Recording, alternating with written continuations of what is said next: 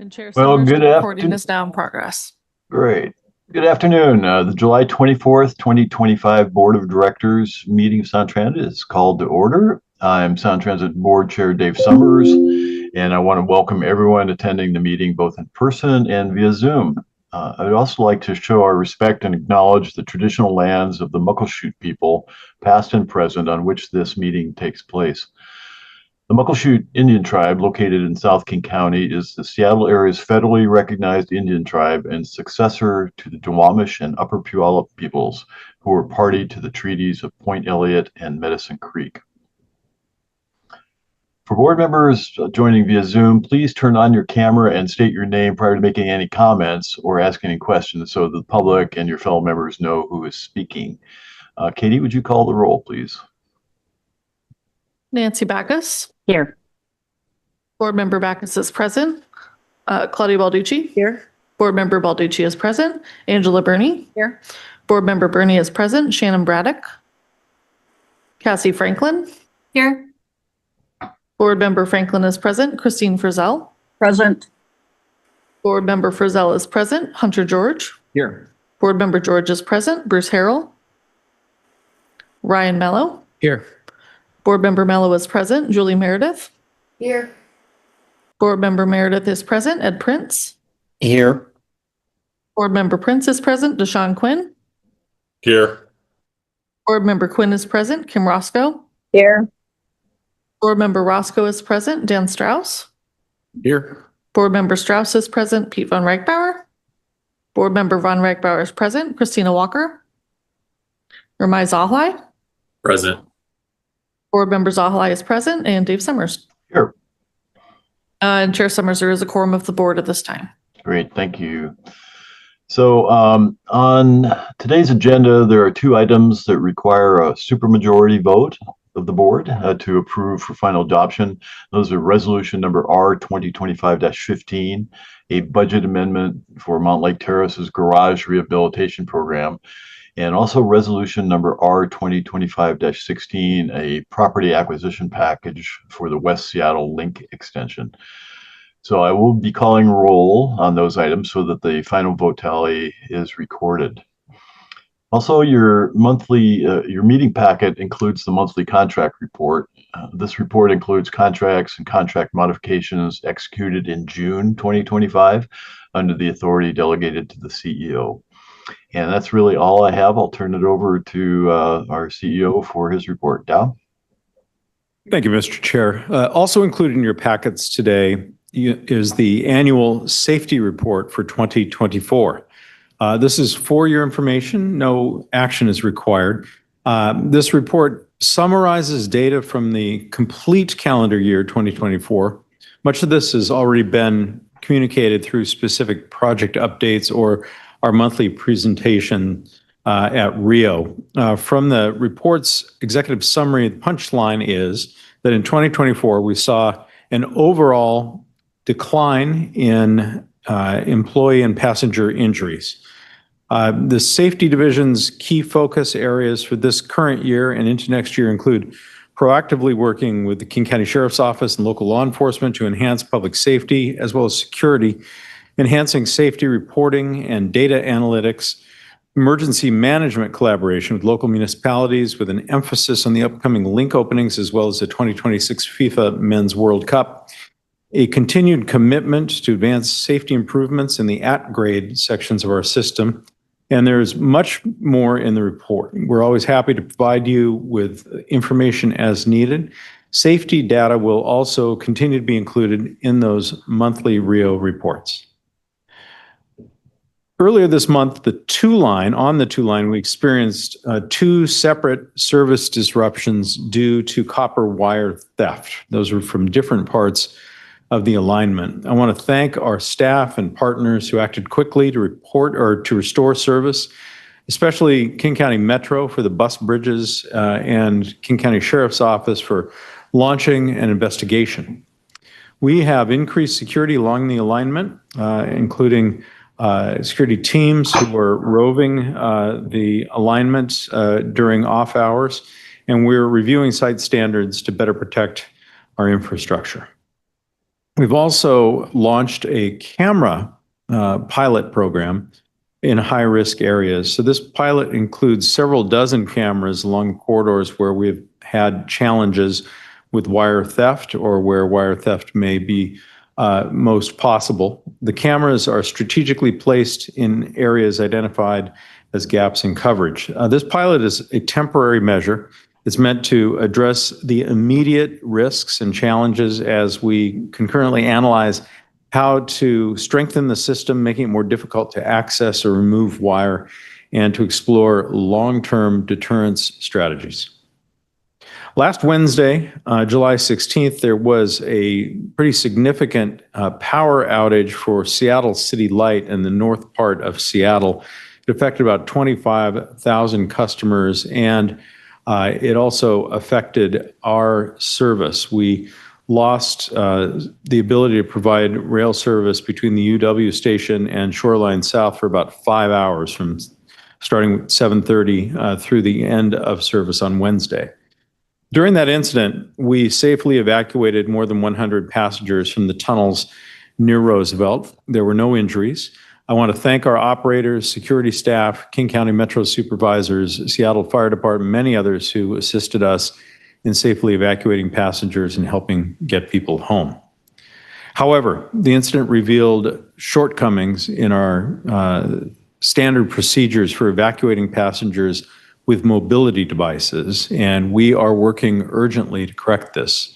One passenger was using a mobility device and was unable to evacuate with the other passengers, and ultimately had to wait quite a lot longer on the train with the operator and the station staff before the fire department was able to come and bring her to the tunnel exit. And we were then able to get an access shuttle to take her to her home. I've talked with this passenger twice, once just the next morning or next day, and then once this week. And we, of course, apologized, but also are listening to her direct advice about how we can improve procedures and the experience for people using mobility devices. Our accessibility services staff are in fact working with the safety division to develop new procedures and options for emergency evacuation of ADA passengers. And I look forward to reporting back to the board as this work progresses. My last topic, I'm pleased to provide an update on Sound Transit's continued efforts to advance economic equity across the region through the appointment of 6 new members of the Diversity Oversight Committee. The Diversity Oversight Committee was established by the board in 2006, and it serves as an advisory body that supports Sound Transit's efforts to eliminate barriers, build capacity, create opportunities for underrepresented and women-owned businesses, ensure our regional transit system is built by businesses that reflect the communities we serve. Members represent Snohomish, King, and Pierce County small businesses, trade organizations, and community-based groups. These new members join long-standing DOC members, including Lisa Bogardus, whom you all know, Ollie Garrett, Dr. Janice Green, Leslie Jones, and Carla Malicon.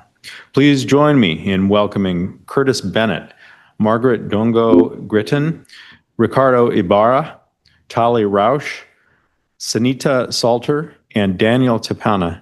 We are grateful for the service and leadership of these new members, as well as our longstanding members, and for all of their commitment to Sound Transit's equity goals. And unless there are any questions, that concludes my CEO report. Thank you, Mr. Chair. Thank you. Any questions? All right, we'll move on to public comment. The board welcomes public comment as an important part of the public process. Comments are received and considered by the board in its deliberations. Board members have received written comments submitted before the meeting. I'll now ask Katie to read names and summaries of those comments. The board received comments from Betty Lau expressing accessibility issues of choosing the north and south of Chinatown International District preferred alternatives, noting the barriers that would be created for seniors and people with disabilities and harming communities of color.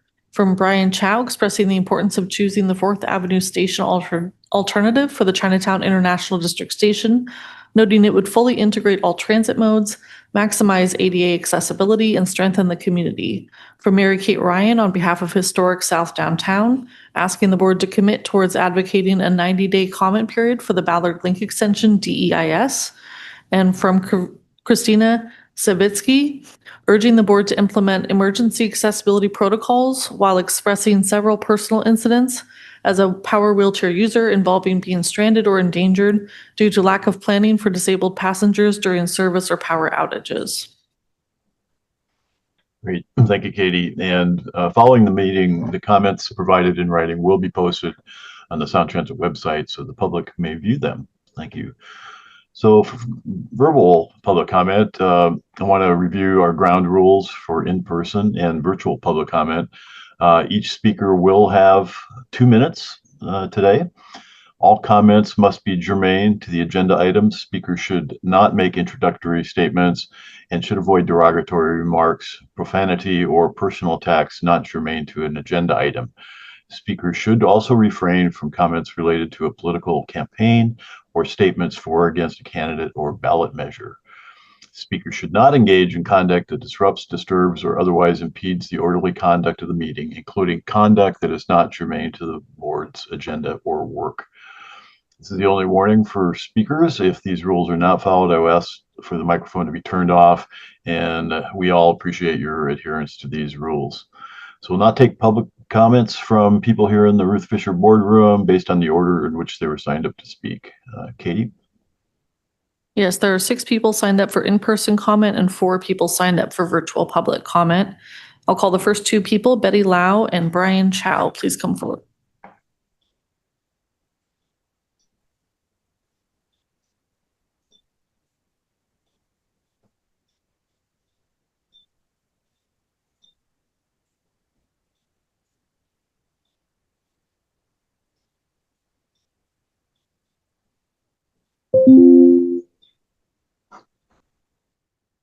I'm Betty Lau, co-founder of Transit Equity for All, and I do mean all. I watched the Candidates Forum on Disability Issues last week. We want stations designed for accessibility up front and not as an afterthought. The north and south of CID preferred alternatives don't work for those with disabilities and seniors with age-related conditions. North of CID has 12-minute walks, deep shafts on steep streets, out of direction travel, longer trip times, extra transfers, while south of CID doesn't connect to anything. The 4th Avenue Viaduct needs replacing. Doing so in conjunction with construction of the 4th Avenue station would be one and done. Running the one line to Seattle Painfield and back out takes out the Latino community on Casino Road. Building north of CID demolishes the Asian-owned Reynolds Hotel, which serves mostly indigenous people in a state work release program. Building the Fife route next to low-income Asian senior housing introduces dangers from crossing the tracks and excessive noise. You all know about the MLK situation. Bypassing the CID with north and south of CID stations breaks the promise of increased foot traffic, tourism, and economic benefits. Continuous harm to communities of color is not continuous improvement. Move forward on 4th, stay off 5th. Thank you. And we also support the 90-day comment period. Thank you. Hi, I'm Brian Chow, co-founder of Transit Equity for All. Choose the 4th Avenue station, the only option that works for all, with a 5-minute walk to other transit modes. It unifies Amtrak new Cascade Line, Sounder, Link Light Rail, and regional buses with the highest ADA access and convenience. North of CID is not Midtown. Being 4 to 6 blocks away from hospitals and key cultural centers. And south of CID, isolated, disconnected, and adds $500 million in cost. North and south of CID, the big disconnect, known as the broken spine, an error future generations can't fix. They cannot fix that mistake if you pick north and south. Don't create a transit failure that will be a case study in what not to do. Set the politics aside. And you all know the 4th Avenue station is the only option that works.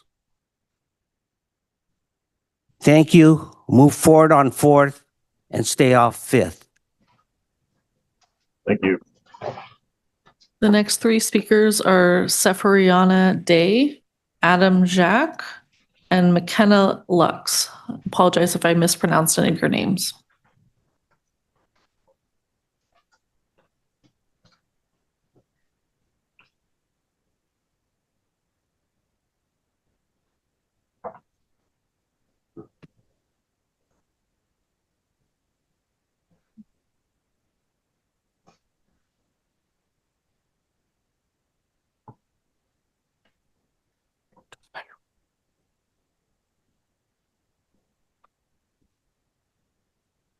Good afternoon. Good afternoon. There we go. Thank you so much. Good afternoon, Chair Summers, members of the board. I'm McKenna Lux, Deputy Director of Transportation Choices Coalition. I'm also a volunteer in animal rescue and an animal lover. Transportation Choices Coalition is Washington State's nonprofit advocate for safe, sustainable, and equitable transportation. I'm here today to voice our support, as well as bark our support with my canine friends behind us, for the board to direct staff to create a welcoming policy allowing dogs on Sound Transit vehicles. When we heard about the opportunity for Sound Transit to reevaluate the dog policy, we were all ears. Dogs deserve their day on light rail. Seattle is full of dogs and their people. We even rank #1 for fur baby couples in the country, or couples without children, but with a dog. Pet owners who rely on public transportation deserve a welcoming policy on light rail. This matters now as light rail is expanding across the region, giving people and their dogs the opportunity to get to the vet, dog parks, and other dog-friendly establishments. We don't want to hound you, but think this is a positive step forward for Sound Transit riders and know so many will be forever grateful. Thank you for your consideration, and we urge you to move forward with directing staff to create a welcoming policy for dogs and their people. Thank you. Thank you for your comments. Good afternoon, members of the Sound Transit Board. My name is Adam, and I'm joined here by my dog, Camino. She's an 8-year-old French Brittany, and she loves nothing more than going to the mini parks in King County and looking for squirrels and rabbits. For over a decade, I've called downtown Seattle home, and like many of my neighbors, I don't own a car, and I depend on public transit to get around. I can take her on the bus, I can take her on the ferry, but the light rail wants me to put her on a small container, and she's really hard to fit in there. If I wanted to take her to her favorite dog park, Marymore, when Eastlink opens, I'd be expected to somehow fit her in there or take a car. And that's very inconvenient. She's well behaved and knows to sit on my lap or on the floor if there's space. That's why I'm here today to ask for this policy to be reconsidered. With more and more people like myself, without cars relying on public transit, it's essential that our system becomes more inclusive and accessible for everyone, two-legged and four-legged alike. I understand that safety is a top concern, and I'm okay with restrictions based on dog behavior. And Camino has never had an incident with another dog on a bus. I believe that by embracing a more inclusive policy, we can make King County's transit system even better. Camino and I would be grateful for you to consider our request. Thank you for your time.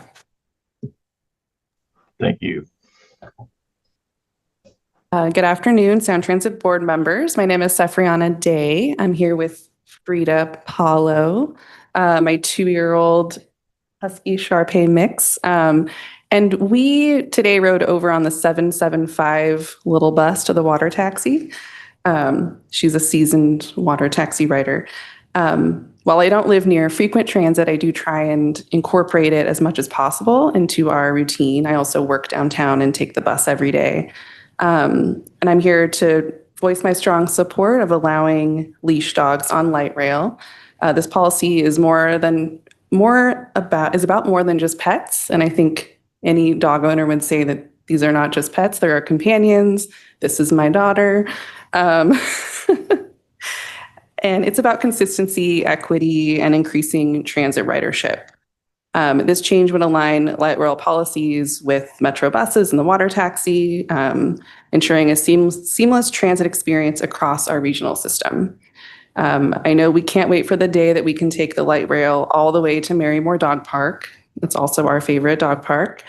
And also during critical times like Revive I-5 and other construction efforts, it's important that we encourage as many people as possible to get out of their cars and onto transit. Being able to bring your dog on the light rail, just like on a bus or the water taxi, can be a small but meaningful factor in making that choice. I ask that you support this policy change, and thank you for your time. Thank you so much. Right, and the last person signed up for in-person comment is Rata.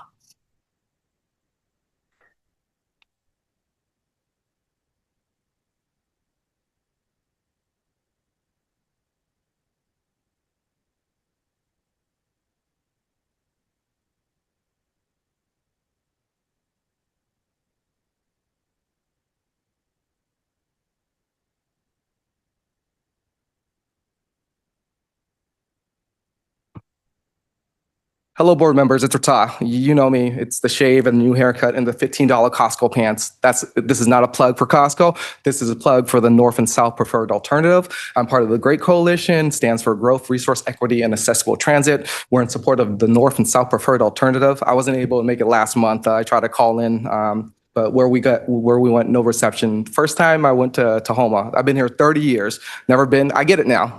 This is a plug to go visit your national parks. Anyways, y'all heard me give public comments about the fourth and fifth option and how it would be disastrous for the health and well-being of our neighborhood, how we'll lose enjoyment of Hanging Park during and after construction if Fifth Avenue South was chosen, how Fourth Avenue traffic would be detrimental and perhaps deadly to the neighborhood's elderly and youths. I've said, and I've been repeating this, that 20,000 vehicles use Fourth Avenue daily, and that traffic would be dispersed into our neighborhood, the International District. I was wrong about that. I unknowingly lied to you. It's 26,800 vehicles daily, and that's data from 2021. Anyways, I want to tell you that the small business will be affected by the traffic disruption from the 4th and 5th Avenue option build. I want to tell you that the same people who are part of the Transit Equity for All, the T folks, are the same people that want to stop community from putting up a pocket park honoring the Filipino contributions into the neighborhood. It was going to go in front of the Eastern Hotel. They claimed that it was going to affect small businesses because they would lose 2 permanent parking spots. Those folks, the T folks, are now okay with 26,800 vehicles going into our neighborhood daily for about 8 years or more. Think of how disastrous that would be for the neighborhood. It'll be disastrous for plugging small business here. Cultural institutions like Joe's Bar, Dan Strauss, I think that's kind of your bar here. You know, it's like Lock Bar, less fish on the menu, more pull tabs. I know that Councilman Dow goes to Hood Famous. Dow, get the 6-pack of ube cookie next time. Your wife will love them. Mine does, right? Those small business will be heavily impacted. Y'all are here more than once a month, right? Go visit our small businesses, please. I implore you. And just know that those small businesses will be impacted. That's why I'm urging you to please vote for the North and South Preferred Alternative. Go North, go South. Thank you. Sorry, I ran over time. Thank you. Okay, we will move on to virtual public comment. I'll ask that when your name is called, please raise your hand using the raise hand function in the Zoom, and you will then receive a message allowing you to unmute yourself when your name is called. You will need to unmute yourself when you receive this message to be able to comment. So if you're joining the meeting by telephone, press *9 on your phone so you can be identified, and you will be instructed how to unmute yourself in order to give your comment. So, Katie? Yeah, the first person who signed up to speak is Christina Savitsky, and I apologize if I mispronounced your name. It looks like you might not be connected to audio. Please accept the notice to unmute your microphone and please go ahead. I am unmuted correctly. Okay, I'm We deaf. can hear so you. Thank you. yeah, I can't hear you guys because I am fully deaf. My name is Christina Savitsky, and I joined Sound Transit CAAC Accessibility Group 10 years ago after I was left on a light rail train after it had run over and killed somebody for over 3 hours. It was until somebody came in and had to push the train back to the Mount Baker station because law enforcement, police department, fire department, and Sound Transit had no ramp and were unwilling to carry me and myself off that train. Every other person was able to get off but myself. I have brought that and the other situations I've been in with the Sounder and the light rail to the attention of both the Accessibility Committee as well as Dal Constantine's previous people in his role about what had happened, and nothing had gone on before. There have been no improvements. None of our suggestions at the CAAC have been taken seriously around accessibility and the need around emergency management and procedures. And now I'm greatly concerned with the opening of the 520 floating bridge. If something happens, who is going to help get me off? So that has been a concern that we have been bringing back to Sound Transit. As I said, for the 10 years I have been on the CAAC board, and I'm greatly concerned and that nothing has gone on around that and nothing has changed. So that is something I want you to know, that we have, as a board group advisory committee of Sound Transit, been bringing it to everybody's attention and thought it just hasn't gone anywhere. And my letter will explain it much better than my words usually do. And my last comment is the Mount Lake Terrace station, where I was left with a thunderstorm for hours, does not have adequate lighting. It is not a safe space, that parking garage, at all. It is in great need of repair, and I am so for you guys putting the work into making that accessible with lighting just for safety purposes. So it is not a safe place. So thank you guys very much for allowing me to comment today, and you all have a great day. Thank you. The next speaker is Joe Kunstler. Please accept the notice to unmute your microphone. Oh, Please thank go you. ahead. Oh, thank you so much. I'm coming to the board with a few specific concerns today.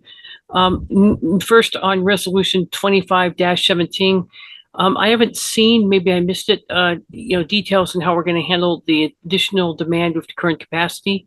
I can assure you that it's standing room only on Sexy White Rail, especially on the Route 1 line. And then we're going to, and I just think having it queue jump ahead of the Badass UT2 line to my favorite city council meetings it might be a problem. There might not be enough room for all the fans of Vanessa Kritzer to ride the light rail. So there might be a problem there. Moving along, I got 1 minute to go. So I am somewhat concerned about the idea of dogs being allowed on the light rail. I would only support this if the animals were released and doggy bags for when dogs do what dogs need to do their business. We're on the train because that is going to happen, and we need to have a plan to clean that up. I'm sorry if that's offensive to the person who dropped off the call, but that is the reality. And it's something we need to think about when we approve this, because right now I don't see any trash cans on the trains. I don't see any place to pick up, when people do accidentally drop something. These things do happen on the light rail, as they happen in public spaces. And finally, with 30 seconds left to go, I will say I hope Sound Transit will defend your awesome self. Recently, there was a very trolling piece from supposedly Reason Magazine, and it got a lot of clicks and hits and talk on right-wing misinformation media. And I wish this agency would just stand up for her awesome self a lot more. I'm happy to do my part, but everyone needs to do theirs.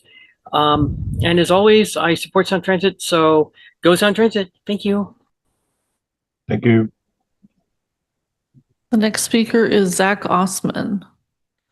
And please accept the notice to unmute your microphone.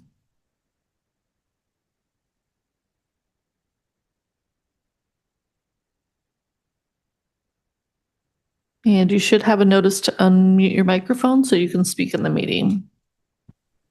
Please go ahead. Hello, apologize for the delay. Yeah, I have a bad phone though. But anyways, I'd like to talk about, so when will the light rail will be extended to Federal Way?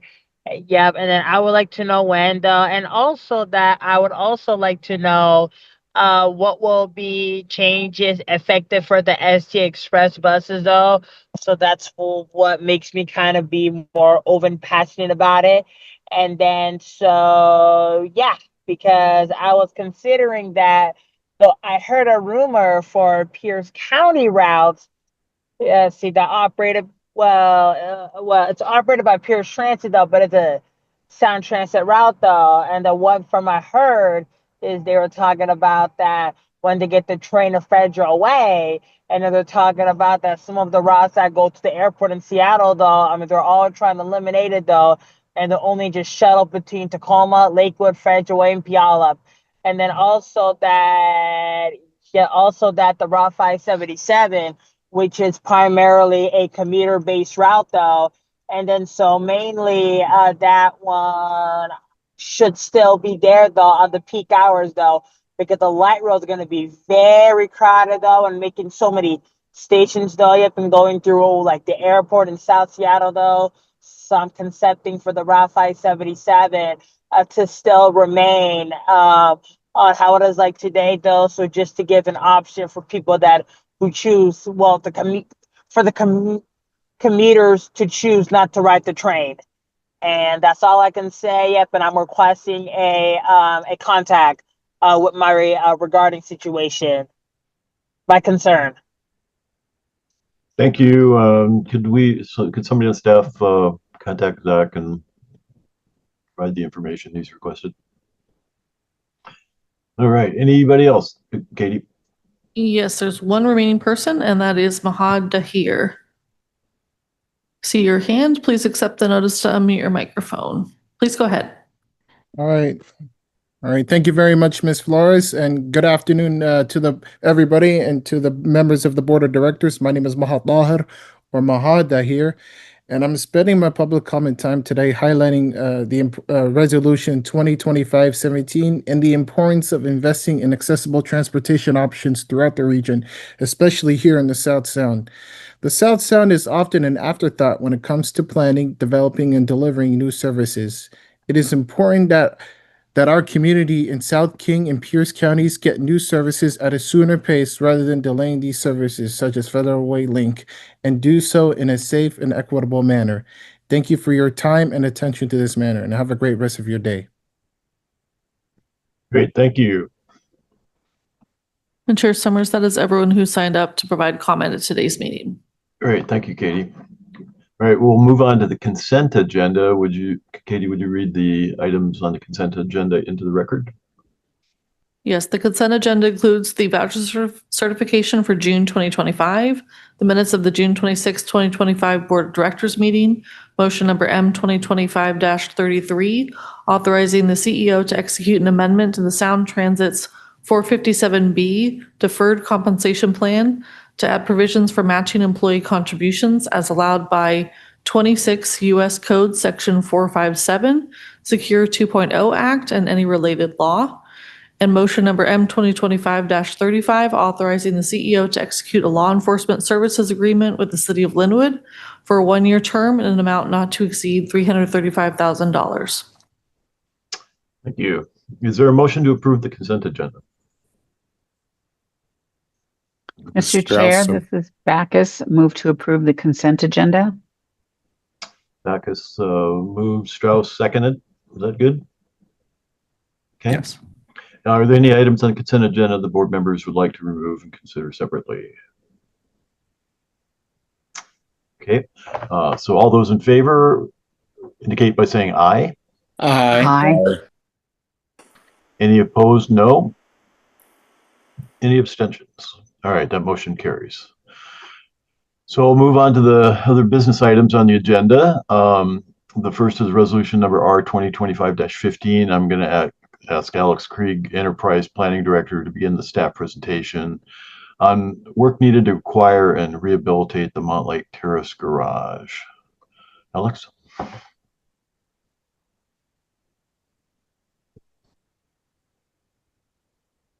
Good afternoon, Board Chair Summers and members of the board. My name is Alex Cree, and I'm the Director of Enterprise Planning at Sound Transit. I'm joined today by Clint Emmerin, Acting Director of Real Property, and Michelle Walker, Deputy Executive Director of Facilities and System Maintenance.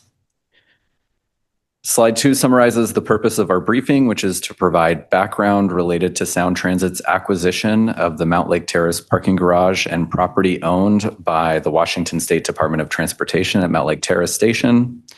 We'll also describe the scope of activities in the budget allocation to make improvements at the Mount Lake Terrace Station parking garage.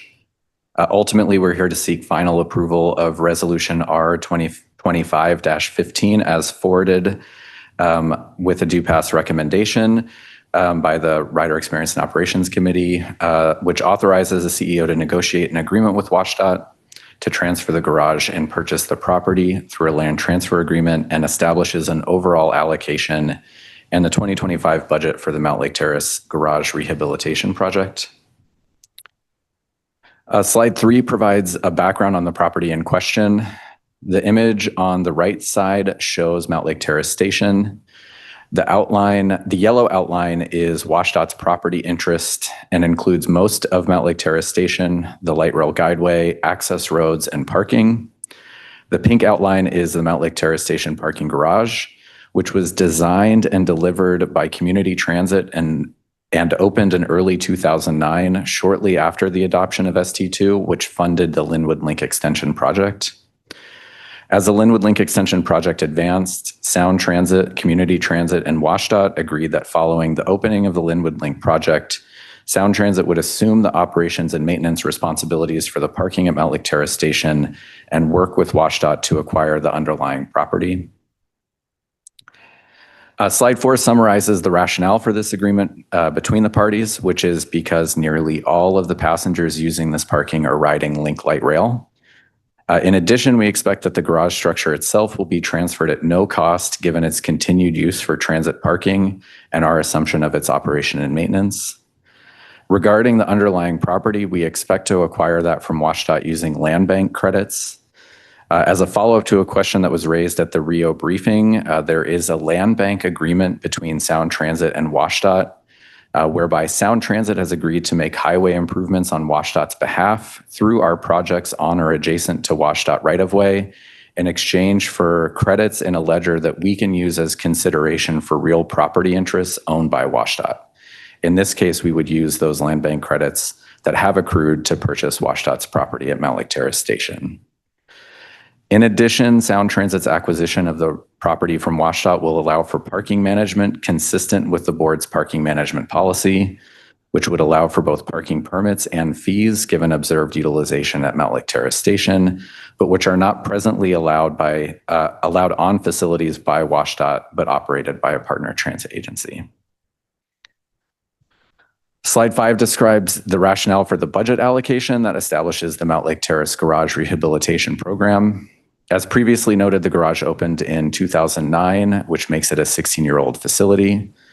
As part of our agreement to take over operations and maintenance, Sound Transit completed a facilities condition and engineering assessment. This assessment determined that the garage is structurally sound and continues to be safe for passenger use. It also identified a variety of improvements necessary to comply with our standards related to parking structures, address certain maintenance needs, and ultimately extend the life of the garage itself. And a quick note regarding the funding for these improvements, we have a fully funded state of good repair forecast per board policy that accounts not only for Sound Transit assets, but also future assets we have not yet acquired or are not already in service. And so these costs are not additive or unanticipated.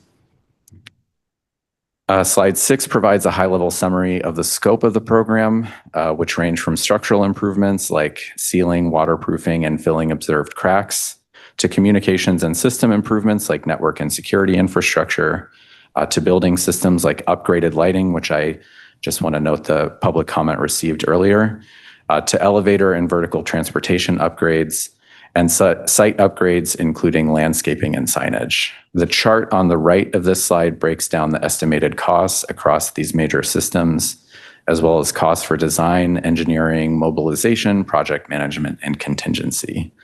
All improvements are anticipated to be delivered over the next 2 years. Slide 7 covers next steps, which, should the board approve Resolution R 2025-15, means that the work will begin on the most immediate needs at the Mountlake Terrace Station Garage. We'll continue to work with WashDOT on the necessary activities to acquire the underlying property and anticipate this to conclude by the middle of next year. Finally, the agency is on track to launch our expanded parking management program later this year, and the staff leading that program will be briefing the Rider Experience and Operations Committee on the approach and timing for program rollout at their September meeting. That concludes our presentation, and we would be happy to answer any questions. Thank you, Alex. Are there questions? Chair, this is Roscoe. Yes, Board Member Roscoe. Thank you, Chair. I just wanted to clarify, it is anticipated, there's a statement in here in our resolution description. The garage and all improvements will be transferred at no cost. So I just want to clarify, who is paying for the, I think you indicated that Sound Transit will pay for these 9-month immediate improvements even before it's transferred. Is that correct? We will begin making the improvements at the facility, recognizing that the process to manage the transaction between WashDOT and Sound Transit will take some amount of time. That's just a function of the complexity of transferring both property owned by WashDOT and a garage that also has federal interests in it. The garage itself was partly paid for using FTA funds, so it just becomes a matter of the process by which all parties go through that process. In the meantime, and in good faith with our partners at WashDOT, we believe we can begin making improvements at the facility. Okay, so we are paying for the improvements. Yes, the improvements to the facility, yes, the sort of structure itself will be transferred at no cost. All right, and Sound Transit staff are comfortable with the maintenance records of the properties.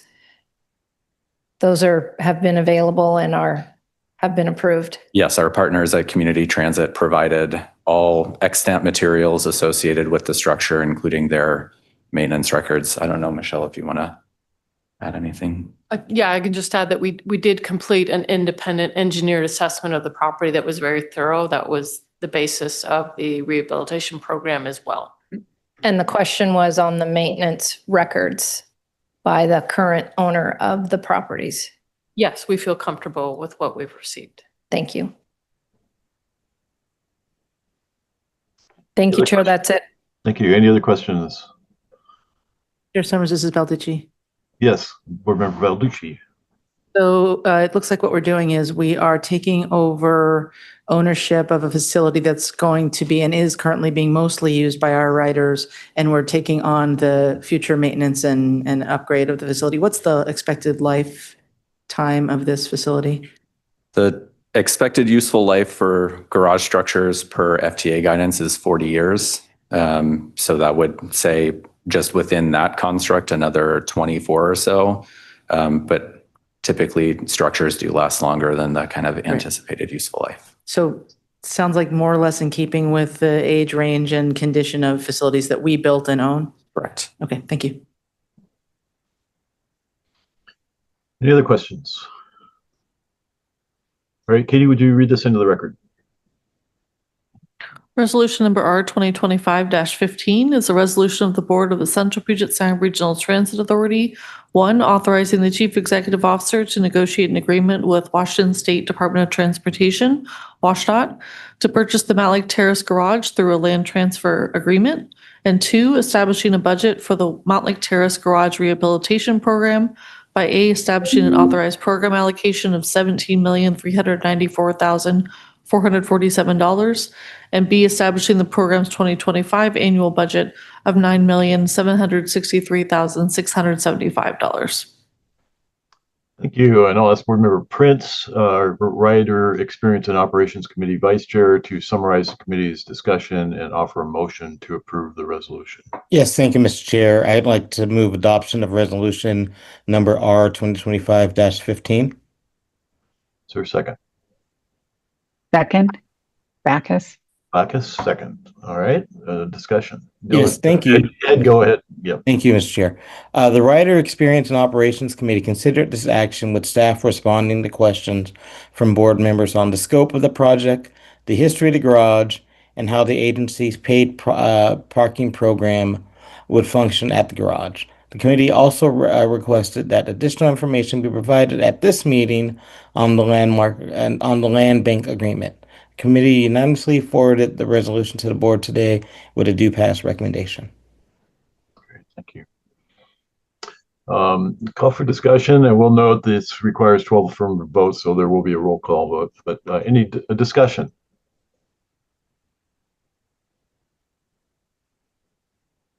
All right, hearing none. Katie? Nancy Backus. Aye. Board Member Backus votes aye. Claudia Balducci. Aye. Board Member Balducci votes aye. Angela Burney. Aye. Board Member Burney votes aye. Shannon Braddock. Aye. Board Member Braddock votes aye. Cassie Franklin. Aye. Board Member Franklin votes aye. Christine Frizzell. Aye. Board Member Frizzell votes aye. Hunter George. Aye. Board Member George votes aye. Bruce Harrell. Aye. Board Member Harrell votes aye. Ryan Mello. Aye. Board Member Mello votes aye. Julie Meredith. Aye. Board Member Meredith votes aye. Ed Prince. Aye. Board Member Prince votes aye. Deshaun Quinn. Aye. Board Member Quinn votes aye. Kim Roscoe. Aye. Board Member Roscoe votes aye. Dan Strauss. Yes, aye. Board Member Strauss votes aye. Pete Von Reichbauer. Aye. Board Member Von Reichbauer votes aye. Christina Walker. Gurmai Zahalai. Aye. Board Member Zahalai votes aye. And Dave Summers. Aye. And Chair Summers, with your affirmative vote, that's 17 affirmative votes. Thank you very much. The motion passes. Thank you. So move on to resolution number R 2025-16, and I'm going to ask Board Member Balducci, our System Expansion Committee Chair, to speak to the action in the committee's discussion. Thank you, Chair Summers. This resolution would authorize the acquisition of 3 properties for the West Seattle Link Extension. In light of concerns raised by board members earlier this year about moving too quickly on the project without additional cost savings work, staff prepared a tailored package to move forward on parcels with unique pressing needs, and these fall into that category. The parcel owned by the Port of Seattle currently requires easements, which will not prompt any relocations, to conduct testing to validate our potential cost-saving design work, so that is time sensitive for us. The owners of the 2 residential parcels are both experiencing challenging circumstances and have an urgent need to sell their properties and relocate. Due to the potential impact of our project, there has not been interest from other parties to acquire the parcels. At our committee meeting earlier this month, Board Member Strauss raised the concern of leaving these residential homes vacant until construction begins, and staff noted that the agency is looking into avenues to find quality tenants to keep the homes in respectable condition in the interim. The committee forwarded this action to the board with a unanimous do pass recommendation, and we urge your support in both advancing critical design work and responding to uniquely challenging and urgent circumstances for some of our individual constituents in the district. And also, I will just reiterate here that there was general support in advising and directing the staff to make sure that when we do early acquisitions, that we do maintain the properties in a safe and reasonable conditions so that they don't cause problems within the communities where they are. Thank you, and we urge your support.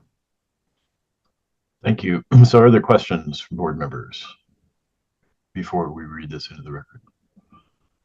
Zahalai. Zahalai. Thank you so much. I think Board Member Balducci already answered the question, but just for a little more specificity, could somebody just speak to how these property acquisitions align with the broader enterprise initiative? Are we continuing with the West Seattle Link extension with the same original scope and schedule and plan, or are these things that don't commit us to a certain path? Could somebody just speak to the larger vision for the enterprise initiative? Chair, if it's okay, I'll take a stab at it and then anybody else can jump in. Thank you. This is Balducci again. So what we're doing here is not proceeding with the mass of property acquisitions until we have a better sense of the enterprise initiative and what's happening with the West Seattle Link extension more generally. These are targeted, specific, very small number of acquisitions that we're taking essentially ahead of time because of specific reasons, including the work on the port property that will help us with determining cost savings for the enterprise approach, and these two sort of, if you will, hardship exceptions for the owners of properties who are in a difficult situation and don't really have a way out of it until we make our final decision. So this is meant to hold off on big decisions and not drive big decisions around West Seattle until the enterprise initiative catches up with us, but continue work that we need to do and be mindful of hardships created in the community. Anyone else, please jump in and add more. That was very helpful. Thank you, board member. I think that captured it well. Yeah, this is Board Member Franklin. Yes, Board Member Franklin. I just wanted to add that I have a lot of concerns with the West Seattle project and the costs of this project, but I definitely support the acquisition of these properties for the very purpose of testing and to see how we might be able to research and reduce costs for the project. And then the two properties that have owners that are going to are experiencing severe hardship. So although I have a lot of concerns with the overall West Seattle project, I very much support the acquisition of these three properties at this point. Thank you. Thank you. Remember Quinn.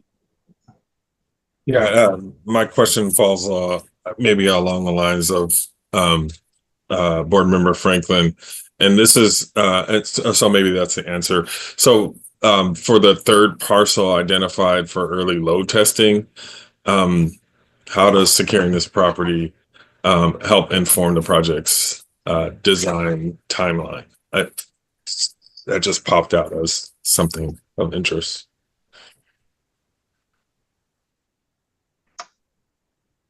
Thank you. Terry Mestis, Deputy CEO, Sound Transit. Right now for West Seattle, the board recently approved earlier this year moving forward with what we're calling the validation period. And this is a time when we're looking back at the work that was done to get us to the 30% level of design and looking for cost optimization. So that's the period that we're in right now. Allowing us to do any sort of site investigation is obviously very helpful. But that's the stage and we're in. We're not necessarily at progressing design. We're doing validation and looking for those cost saving opportunities at the moment. Thank you. Yes, Board Member Braddock. I just want to share, I want to appreciate staff's work on this and just want to say, I think it's not often we use the words prudent and compassionate in the same space. And I think this is one of those examples that we are able to move forward wisely with getting some of this testing done and compassionately for those that have these extra needs. So I just want to appreciate the work of staff in that space. Thank you. Thank you. Any other questions? Chair Strauss? Yes, Board Member Strauss. Thank you. Board Member Balducci addressed some of my concerns in system expansion. There was not an adequate, in my opinion, response to how we were prepared to handle and occupy these buildings. Do we have an update from staff as to the planning? What we originally heard was that it would be boarded up and shuttered, which is not an acceptable answer to me. But do we have an update today or no? I'm happy. I know that I'm happy to receive the update later, but just want to check in to see if there's an opportunity to put it on the record. Thank you, board member, for your thoughtful question. We have clearly heard from you and about your interest in our vacant property management practices, and we plan to have a deeper discussions with you and the entire board to gather your input. I believe we have some time scheduled on Monday to meet on this topic, and I'm looking forward to having that conversation. We recognize the importance of this issue and the board's interest in the subject, and we will actively seek your feedback as we explore potential changes to our property management policies and practices. Nailed it. Thank you. Any other questions? All right, Katie, could you read this into the record? Resolution number R 2025-16 is a resolution of the Board of the Central Puget Sound Regional Transit Authority authorizing the Chief Executive Officer to acquire certain real property interests, including acquisition by condemnation to the extent authorized by law, and to reimburse eligible relocation and reestablishment expenses incurred by affected owners and tenants as necessary for the West Seattle Link Extension project. Thank you. Is there a motion to approve? So move. This is Balducci. Roscoe, the second. Balducci first, Rusco second. Discussion. And again, 12 votes, affirmative votes are needed on this one. Any discussion? Just echo some of the comments. I think property acquisition, and particularly when there's hardship cases or there's a utility for us, such as in the testing, makes a lot of sense. Property has value, and even if at some point we didn't use it in the future, it would be an asset that we could sell. So I think the risk to the program is extremely small. Any other discussion? All right, Katie? Nancy Backus? Aye. Board Member Backus votes aye. Claudia Balducci? Board Member Balducci votes aye. Angela Burney? Aye. Board Member Burney votes aye. Shannon Braddock? Aye. Board Member Braddock votes aye. Cassie Franklin? Aye. Board Member Franklin votes aye. Christine Frizzell? Aye. Board Member Frizzell votes aye. Hunter George? Aye. Board Member George votes aye. Bruce Harrell? Aye. Board Member Harrell votes aye. Ryan Mello? Aye. Board Member Mello votes aye. Julie Meredith? Aye. Board Member Meredith votes aye. Ed Prince? Aye. Board Member Prince votes aye. Deshaun Quinn? Aye. Board Member Quinn votes aye. Kim Roscoe? Aye. Board Member Roscoe votes aye. Dan Strauss? Aye. Board Member Strauss votes aye. Pete Von Reichbauer? Board Member Von Reichbauer votes aye. Christina Walker? Gurmai Zahalai? Aye. Board Member Zahalai votes aye. Dave Summers? Aye. And Chair Summers, with your vote, that's 17 affirmative votes. Great, thank you so much. Motion carries. So we will move on to resolution R 2025-17, and I'm going to ask Emily Yasukochi, System and Service Planning Director, to begin the staff presentation on authorizing a service change to open the Federal Way link extension. Thank you, Mr. Chair. With me today is Carrie Pilstrom, Executive Director of the Asset Transition Office. And good afternoon, board members. Next slide, please. So we are here to request approval to amend the 2025 service plan to include extending the one line to Federal Way Downtown Station and to change the order of Link light rail openings so that the one line can open prior to the two line Cross Lake connection. Next slide, please. So major service changes do need to be approved by the board. We usually do this through the annual service plan process, which we bring to the board typically in the fall. Last year, when we were in front of the board with the 2025 service plan, we did include the two-line downtown Redmond Link extension in that plan, but we didn't include the one-line extension to Federal Way or the two-line Cross Lake connection.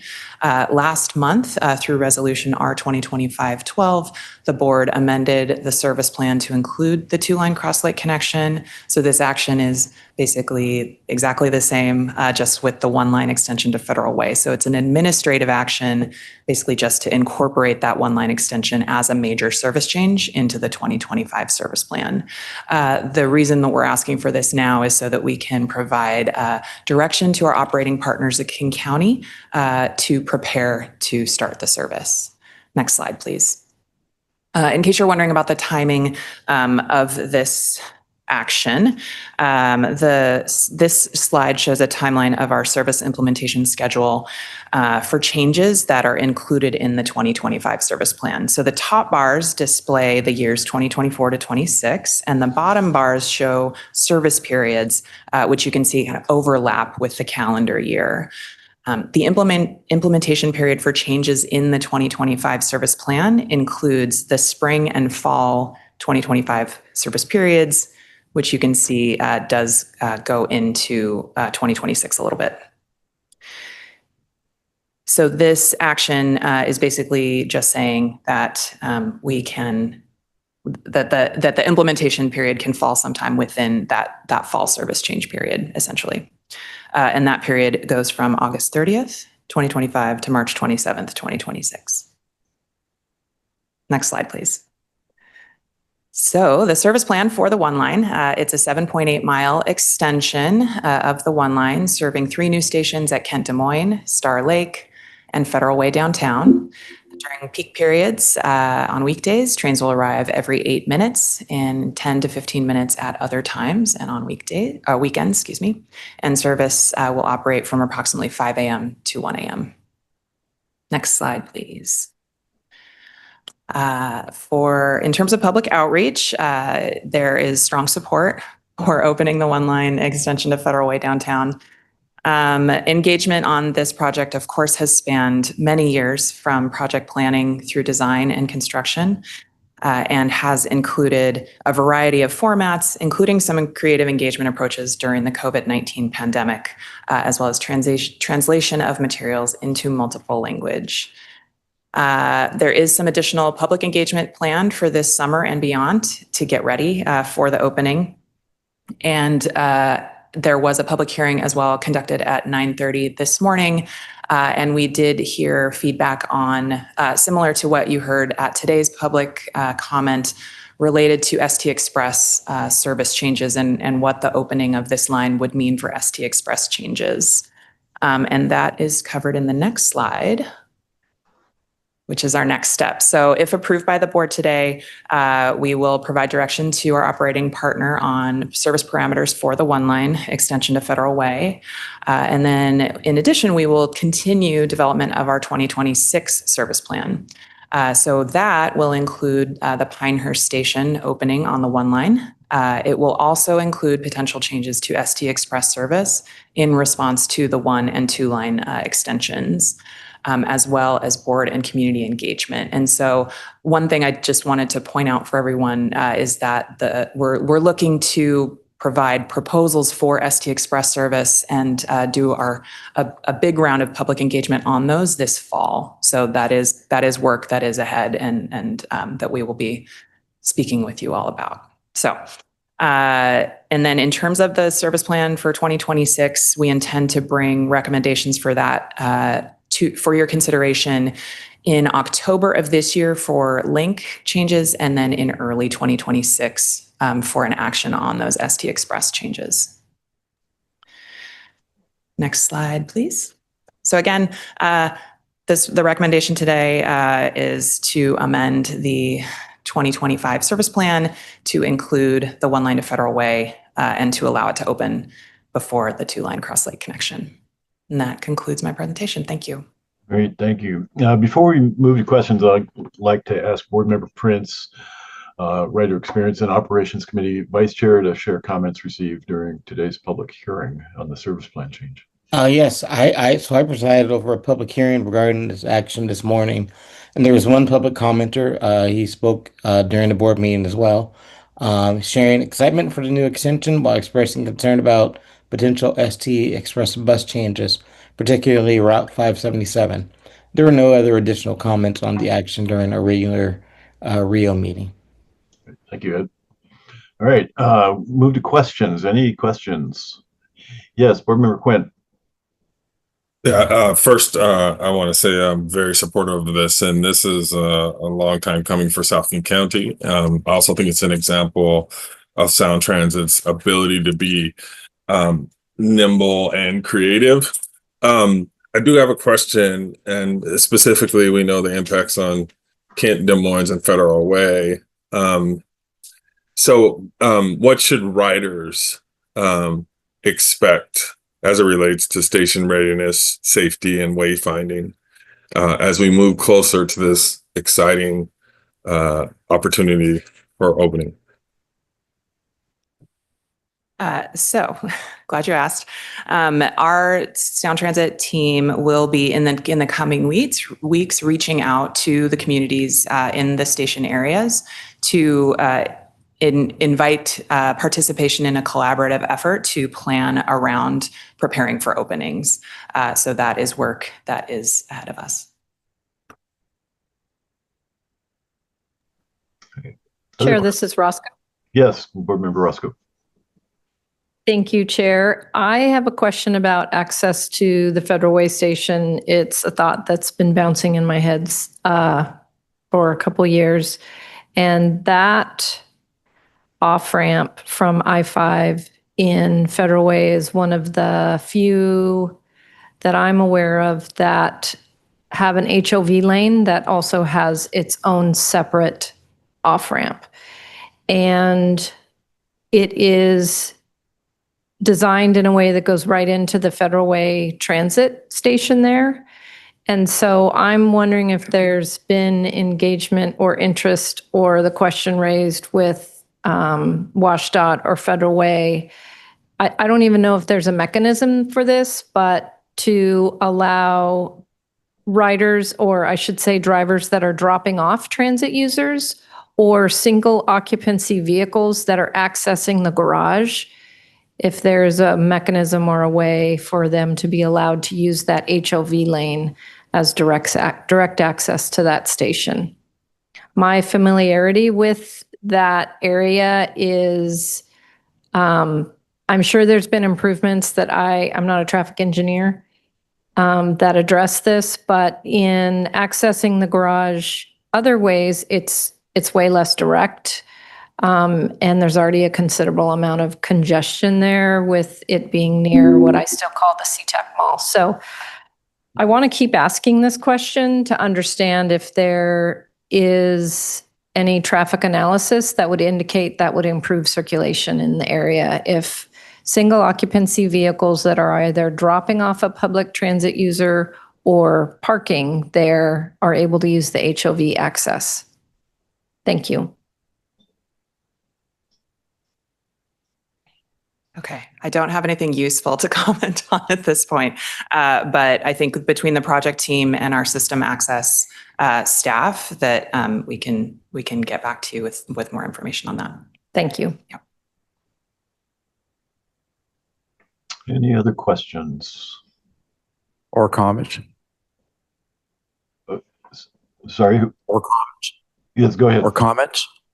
Yeah. Thank you, Chair. Or comments, questions or comments? Thank you. First of all, I want to thank the CEO for reaching out so often and so hard particularly over the last 60 days in Federal Way. We've had some meetings that started at 7 p.m. and he was back the next morning at 7 a.m. for meetings. So I want to thank in particular the CEO. Ironically, I recently had a chance to talk to Dave Inslow's son, and it was remarkable because I was thinking back when Dave was on this board, he and I probably thought this project would be done by now. And I'm really pleased that we're on the way to finally getting an early Christmas gift for South King County. It's been long overdue. I really appreciate the staff working so hard on this. And I told the CEO I had a chance to meet with our godmother when I was back in Washington, D.C., Senator Murray, and I thanked her for all the early work she did, particularly as it related to South King County. And to my friends in Pierce County, where I grew up, I'm excited because Federal Way means that Fife is going to be soon and Tacoma is going to be sooner. So this is a great move for South King County and the South Puget Sound area. Thank you. Thank you, Pete. Board Member Vakis. Thank you, Mr. Chair. I will echo the sentiments of Board Member Von Reichbauer. We are very thrilled in South King County that this is going to be coming to fruition, not as early as originally planned, but earlier than we had anticipated. And so the benefits to all of South King County will be great, as well as it will mean that we are coming to Pierce County very soon. And since Auburn is a city that is in both King and Pierce County, that makes me very happy and very proud that we are able to open these 3 stations earlier than anticipated. Thank you. And appreciate CEO Constantine's work in all of this. Thank you. Chair Summers, this is Mello. Yes, go ahead, Marin. Thank you, Chair. just building off of the comments of my peers, thank you so much for the folks who have been here steering this ship much longer and well before me. So thank you. We get the benefit of your very hard work for many years to steer this ship.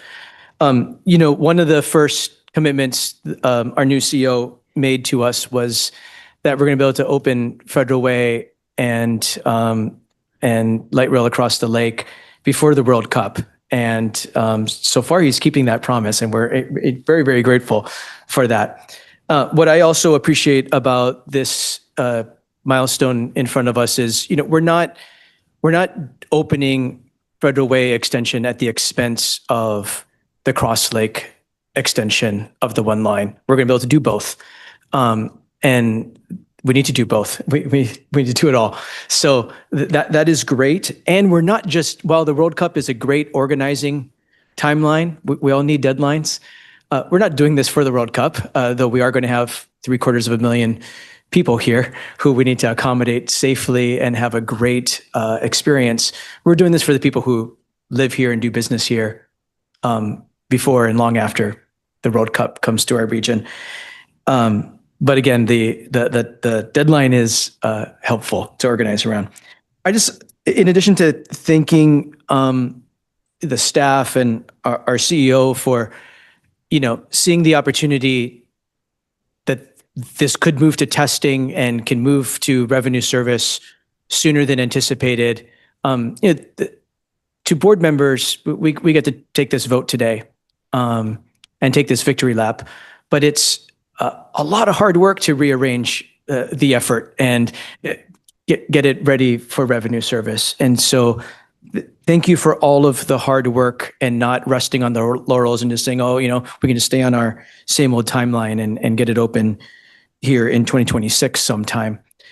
As Board Member Von Reichbauer said, the sooner we get to Federal Way, the sooner we get to Fife, and the sooner we get to Tacoma. And we all want to connect this region to opportunity as quickly as possible. I just wanted to close my comments after sincere appreciation for the creativity and the hard work of the staff, to just also lift up the public comment we continue to hear about express service. I'm glad our riders are really paying attention and really listening to the trade-offs that this board may potentially have to make. So the public feedback is very important, and that riders who use multiple Sound Transit modes are making their needs heard. I was pleased to work with my colleagues from Pierce County to offer a letter to this board a few months ago, beginning to explain this very problem we see coming down the pike of potentially losing express bus service when light rail comes online. So not just the 577, but the 574 and the 590 series. These are really well-used modes that connect different parts of our region. And the CEO and I, whenever we get to meet, we always spend a lot of time on the importance of our express bus service as a very important mode for riders, especially in the South Sound. And I appreciate all my peers on this board listening to when I raise this important issue as well. So we hear the riders who want us to protect the mode of express bus service, and we'll continue to work really hard at that, because that mode connects different folks to different parts of the region. And I'll keep advocating for keeping that mode in service. So excited for this milestone. Thank you so much. This is Board Member Burney. Yes, go ahead. Thank you, Chair. I just want to add to the commentary that we've already heard today, just so people understand. I'm, Mayor of Redmond, really excited about the east side and crossing the lake, but also very excited about this extension to Federal Way and soon beyond.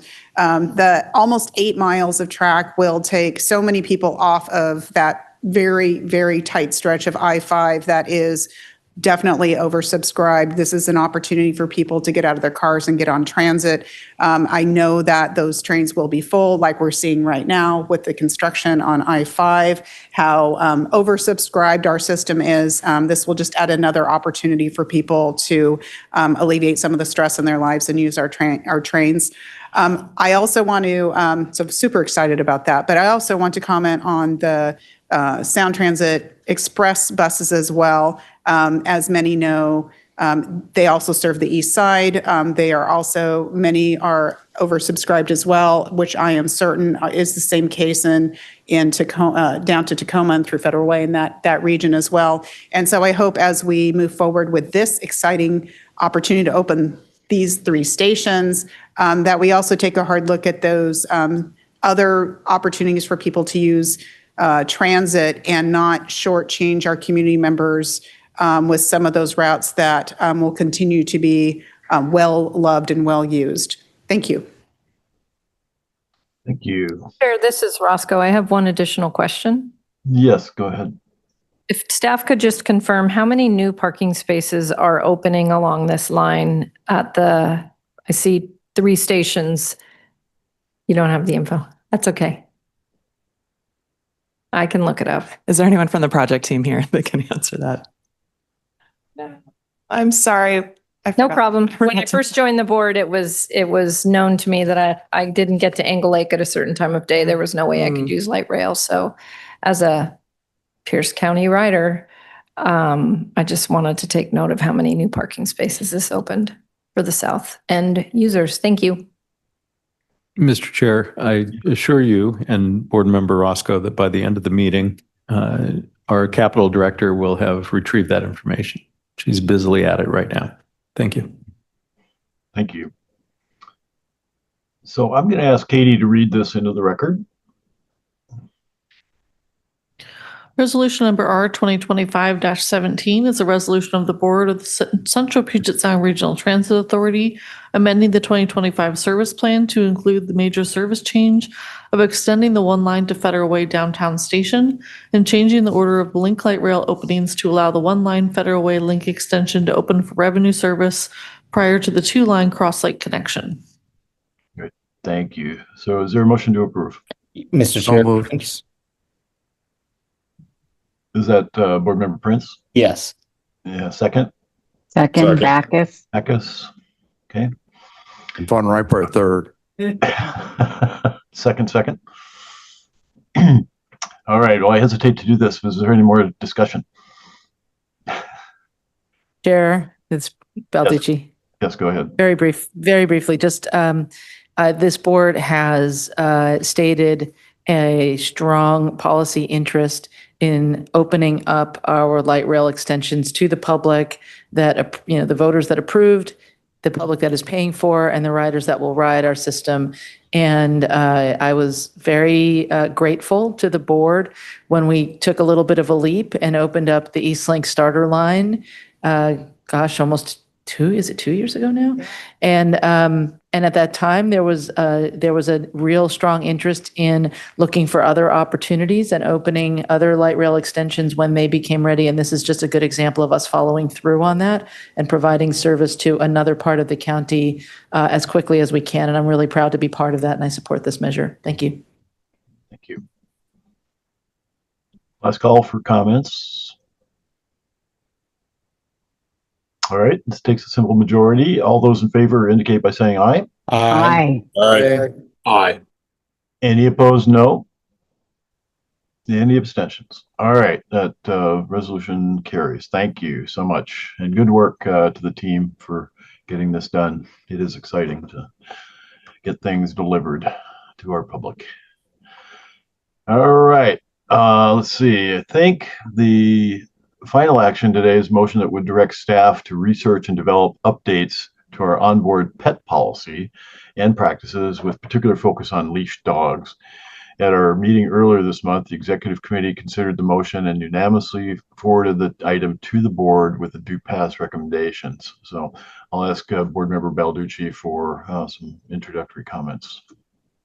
Thank you, Chair. We have had really good discussions of this proposed change in the Rider Experience Committee and at the Executive Committee. So I think most board members have had a chance to hear the presentation and give some input.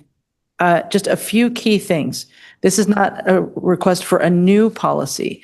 This is a request to take an existing policy and adapt it so that it is more useful for the riders. Our current policy on pets on our system allows pets if they are in a container. So if you have a cat or a snake or any other kind of pet that you could carry in a purse or a bag of some kind, you can do that.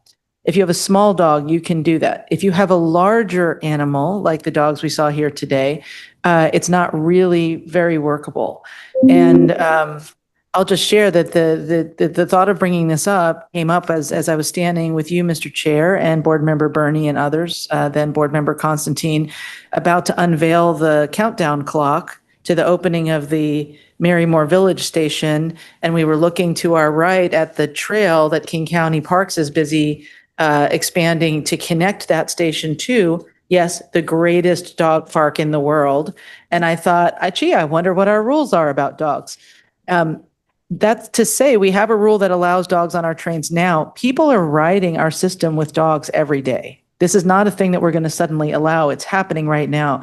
I was on a bus day before yesterday with a gentleman in his rather large Staffordshire, and it was very well behaved and everybody was fine, but not allowed to be doing what he was doing. He had a dog on a leash under control.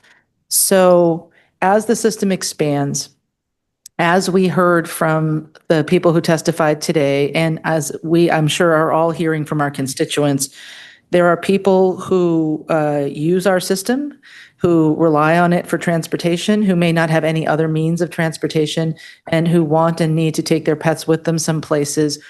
Our job is to facilitate all our riders in using the system in a safe and comfortable way. And so the request here is to ask the Chief Executive Officer to research and implement updates to allow leashed dogs under control of the handlers with any other surrounding regulations that might make it possible for that to be a safe and comfortable way for everyone. People with dogs, people without dogs, people who can't be around dogs for whatever reason. I think this is just part of our mission to serve the public and to provide a service that people can use and that is useful to them. And so I urge everyone's support and I'm open to any discussion that we may want to have. Dow, do you have comments? Thank you, Mr. Chair. Since I'm going to be charged with developing a policy rather than adopting it by legislation, just observe that, as I did when I was a board member, that people's views on pets have shifted over time. We know that some passengers bring leashed dogs on board now, even though that's technically a violation of our policy. But it is, I think, the current expectation in our society. And we've seen that change even over the last couple of decades. Pets are much more with people in their daily travels around the region.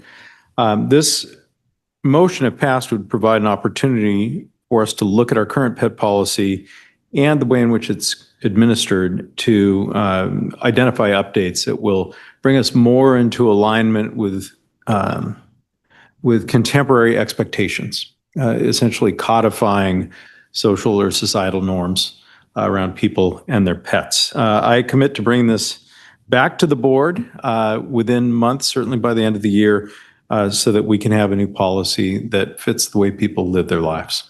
Thanks so much, Mr. Chair. Great, thank you. And we know this is a rough assignment.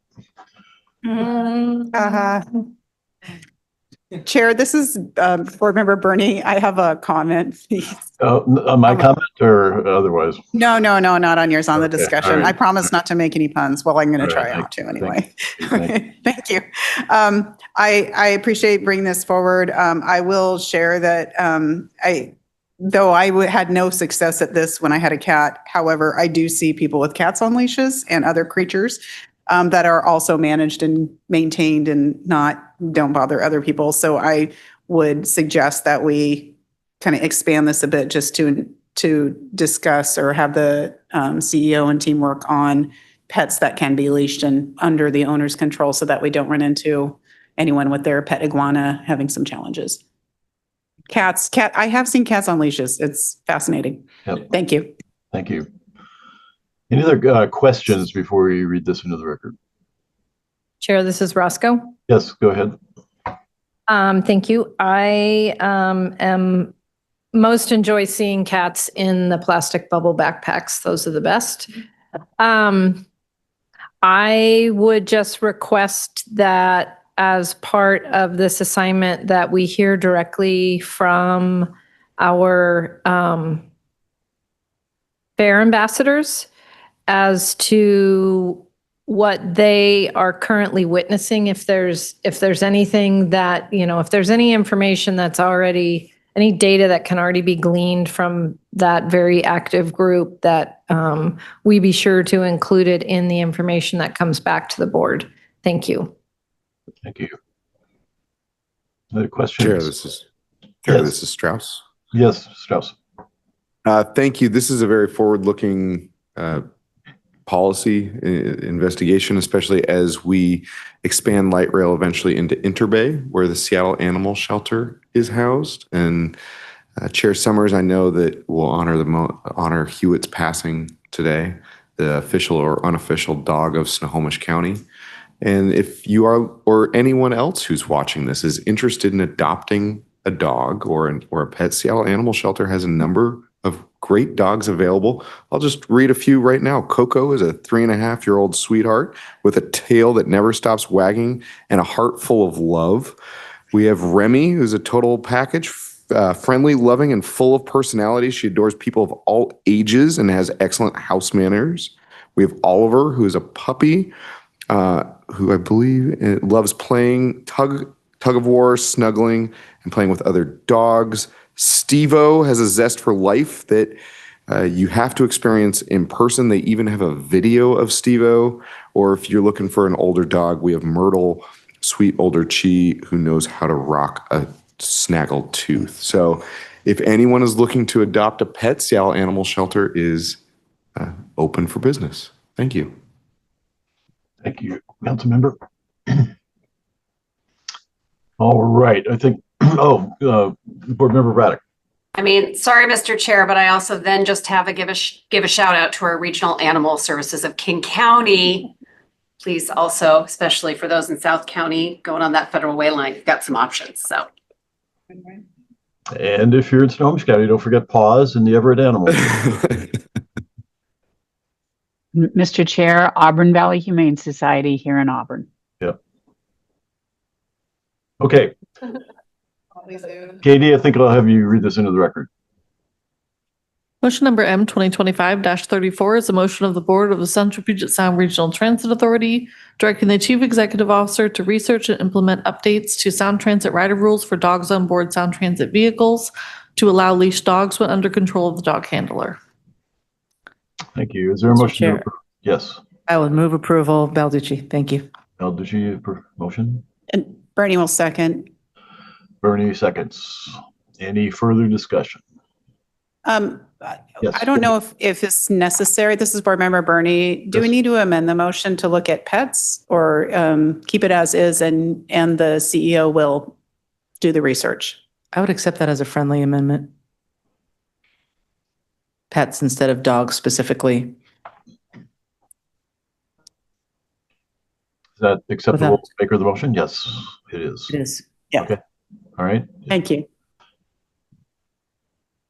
Yeah, I think we use mixed language in the motion, but that's, we might as well look at the issue in general. Any more discussion?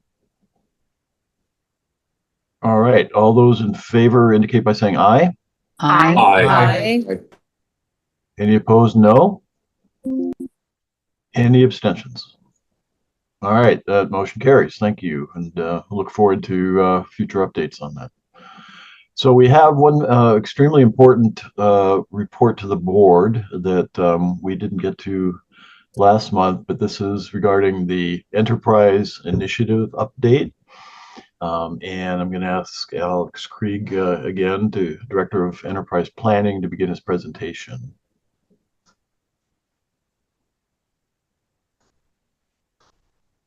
Good afternoon again, Board Chair Summers and members of the board. My name is Alex Krieg and I'm the Director of Enterprise Planning at Sound Transit.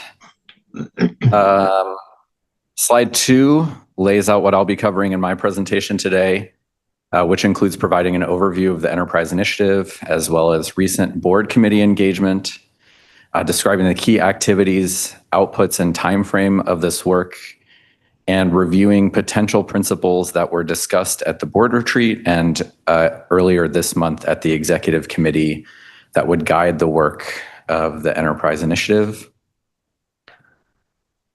Slide 3 begins the portion of the presentation that introduces the Enterprise Initiative and is intended to set your expectations for the work ahead. The Enterprise Initiative is Sound Transit's effort to maximize the delivery of ST3 mobility benefits within existing and available financial capacity. And yes, this does mean it is a quote unquote realignment, but it's different than how we've approached realignments in the past, in that it will be comprehensive of planning, service delivery, and finance, in addition to our capital program.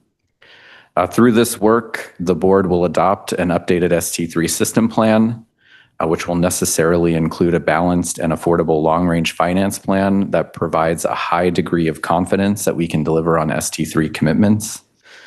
Our intent as staff is to bring forward processes that allow us to more proactively manage a large and dynamic program like ST3 so that we can more nimbly respond when facing challenges in the future.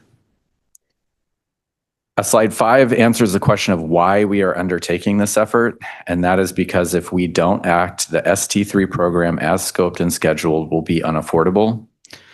And as we address these affordability challenges, it also provides us an opportunity to respond to significantly changed conditions since ST3 was adopted by the voters in 2016, and since our last regional transit long-range plan was adopted by the board in 2014.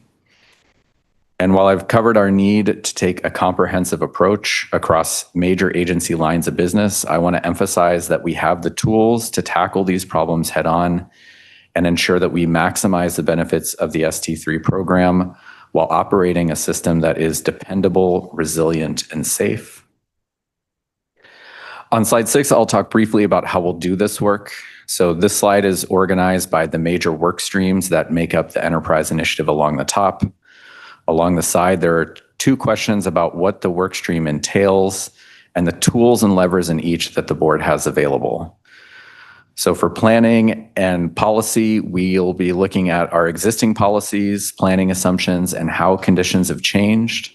The tools that the board has includes whether these assumptions need to be modified or if we need to update existing or create new policies to guide plan implementation. For capital delivery, you should be familiar with what this will look like, as Deputy CEO Terry Mestis's team has already been exploring cost savings approaches per board direction provided in late 2024. The tools that the board has includes finding project-specific and program-wide efficiencies and exploring more cost-impactful changes like scope modifications, phasing projects, and even reconsidering some projects. For service delivery, we'll be looking to identify potential savings by better understanding our cost needs to operate our system and to maintain our assets in a state of good repair.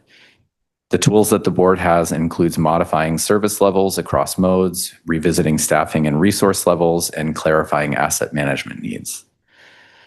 Finally, for finance, the principal task will be to assess overall financial capacity to deliver plan investments and to maximize that capacity. The tools that the board has includes changing financial planning assumptions and considering potential revenue enhancements that are within existing board authority. And while I presented these as discrete work streams, there are critical interdependencies between them, and the Enterprise Initiative will ultimately be an act of synthesis to bring these work streams together. This slide provides a sense for when this work will take place and what it will look like when it does. So there'll be 2 phases to this work, with the first phase occurring through the rest of this year to set a baseline for the challenges we're facing, to understand how things have changed since the ST3 system plan was adopted in 2016, and to get a better handle on the tools we have as well as the tools we might need. The second phase will be to chart a path forward, and we'll kick off early next year. That will really be the work of how we update the ST3 system plan, and we know that this must be informed by robust and equitable public, passenger, and partner engagement. While we're targeting mid-2026 to conclude this work, we will stay flexible, be responsive to where the work takes us, and work closely with and take direction from the board. These next few slides give a bit more detail about the individual work streams and follow a similar format. A key point is that we plan to work closely with board committees that have the closest connection to these work streams. So the planning and policy work stream will be within the purview of the executive committee. In the interest of time, I won't go through the key activities and anticipated outputs in great detail, but they are here for future reference. And a quick note about the board engagement schedule through 2025 is that we have a better handle on the topics we expect to bring each committee over the next few months, and also anticipate, per the board chair's direction, periodic workshops or retreats to dive more deeply into the content, with the next retreat potentially occurring as soon as October.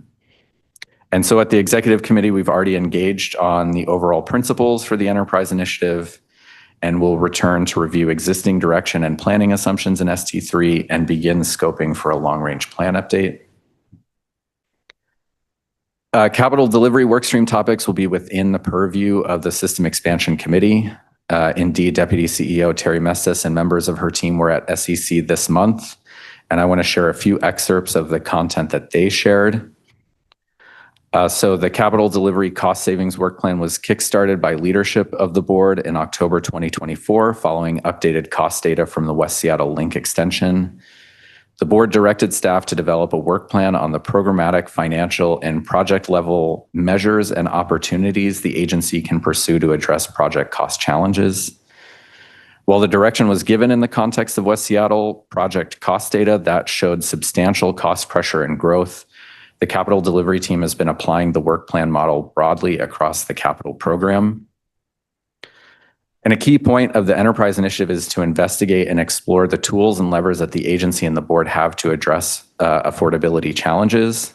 So for capital delivery, all projects are undergoing a process to identify cost savings levers that range from easier to more challenging to implement. These levers comprise a combination of opportunities. The first lever includes opportunities that can be implemented at the project level and include project-specific efficiencies and design optimizations.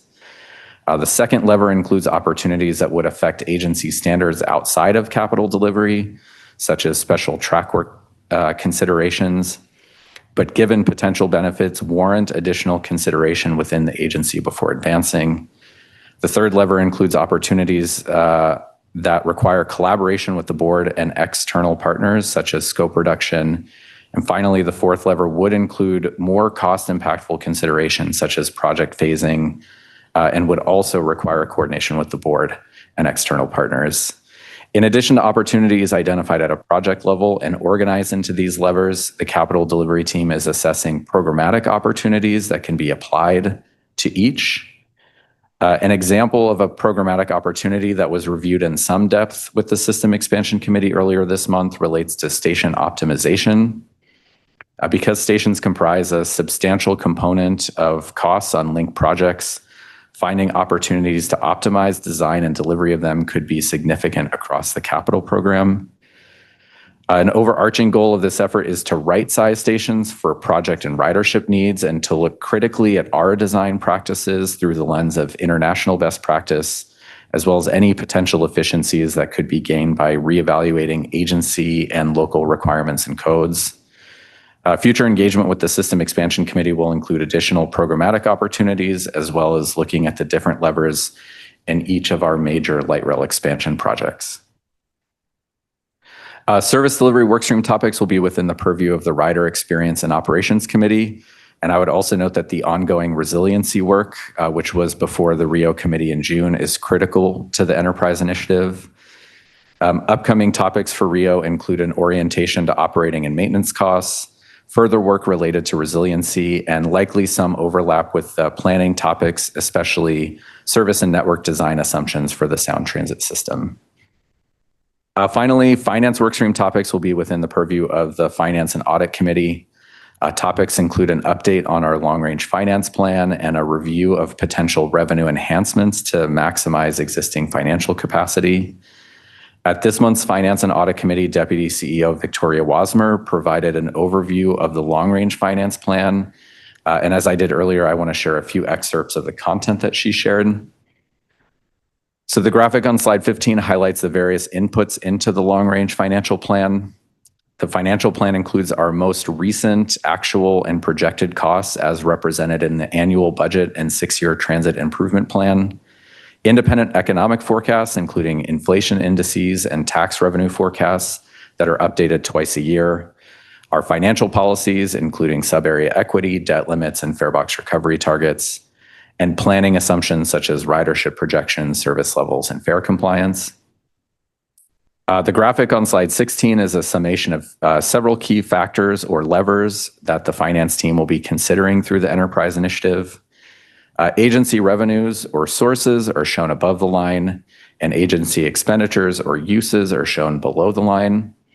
The size of the circle represents the relative magnitude of the individual source or use, and the board's ability to influence or change each increase as you move from left to right. So for example, tax revenues are to the left of fare revenues because the board has the ability to adjust fare rates, but has relatively little control over macroeconomic forces that influence our tax revenues.